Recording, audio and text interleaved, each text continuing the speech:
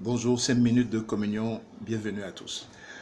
Nous continuons nos études, le protocole royal. Aujourd'hui, nous apportons deux points, les points 9 et les points 10. Et le point 9, dans ce protocole du roi, est la chose suivante. Lorsque nous donnons au roi, nous devons avoir pleinement conscience que c'est une expression de reconnaissance. Nous voulons, en donnant au roi, nous reconnaissons que ce que nous avons nous vient de lui.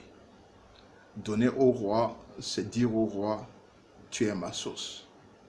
Et refuser de donner au roi, c'est dire au roi, ma force, ma sagesse, mon intelligence m'ont permis d'acquérir ce que je possède.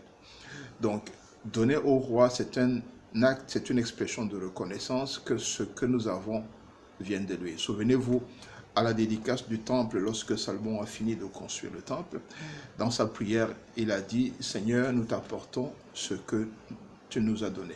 Donc, c'est très important de savoir que l'acte de donner au roi est une expression de reconnaissance que ce que nous avons vient de lui.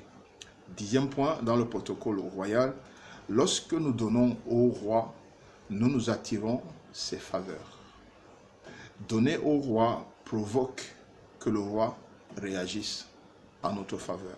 Et le roi Jésus-Christ dit qu'une mesure secouée, serrée et qui déborde nous sera donnée en retour. Le roi Jésus dit qu'il donnera au-delà de ce que nous pensons, nous imaginons, ce que nous pouvons croire. Le roi, le Seigneur, le roi dit que Malachie, par exemple dans Malachie, apportez dans ma maison toutes les dîmes. Et il dit, vous verrez si je ne déverse pas dans votre sein, déverse pas en abondance. Dieu ne nous donne pas seulement, mais il déverse en abondance parce que le roi fonctionne comme ça. Quand le roi reçoit quelque chose, il se sent comme obligé de démontrer qu'il est roi. Et l'une des façons que le roi a de démontrer qu'il est roi et qu'il est puissant, c'est de donner au-delà. C'est de donner au-delà de ce qu'il reçoit. Parce que ce qui fait la force d'un roi, c'est sa richesse. Et lorsque le roi donne pour qu'on parle de lui. Le roi donne pour qu'on dise qu'il est grand. Le roi donne pour qu'on dise de lui qu'il est fort, qu'il est roi. Donc, donner au roi provoque que le roi s'élève pour démontrer à son tour qu'il est roi. C'est la raison pour laquelle Dieu donne au-delà de la mesure. C'est pour ça que Dieu donne au-delà de ce que nous pensons, de ce que nous imaginons, parce qu'il veut se démontrer qu'il est roi. Lorsque Dieu dit, vous me trompez dans les dîmes et aux offrandes, en fait, je crois que Dieu est en train de dire, vous manquez de me donner l'opportunité de vous démontrer que je suis roi. Donc, résumons-nous pour ces deux points. Donner au roi est un acte de reconnaissance que ce que j'ai me vient du roi. Et puis, donner au roi fait en sorte que le roi va se sentir comme obligé de se lever pour nous répondre en retour, pour montrer qu'il est roi. Parce que l'un des signes d'asseoir sa royauté, c'est de nous embarrasser avec ses grâces, de nous embarrasser avec ce qu'il a donné au roi, nous attire ses faveurs.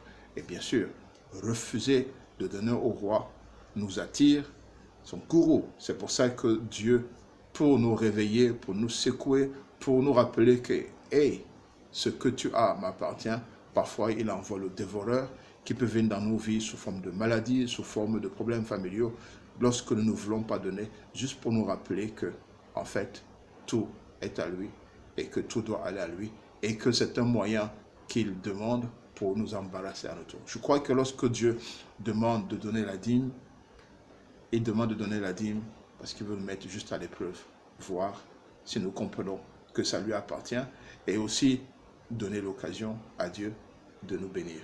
Non seulement la dîme, mais toutes les autres offrandes. Donner à Dieu fait en sorte que le roi se lève pour donner un retour. C'est pour ça que la loi du royaume, c'est donner et il vous sera donné. N'oubliez pas de vous abonner. Abonnez-vous surtout. Merci de vous abonner et surtout de partager avec d'autres personnes afin que plusieurs soient édifiés. C'est l'un des aspects de la vision de Minute de Communion. Soyez bénis. À bientôt.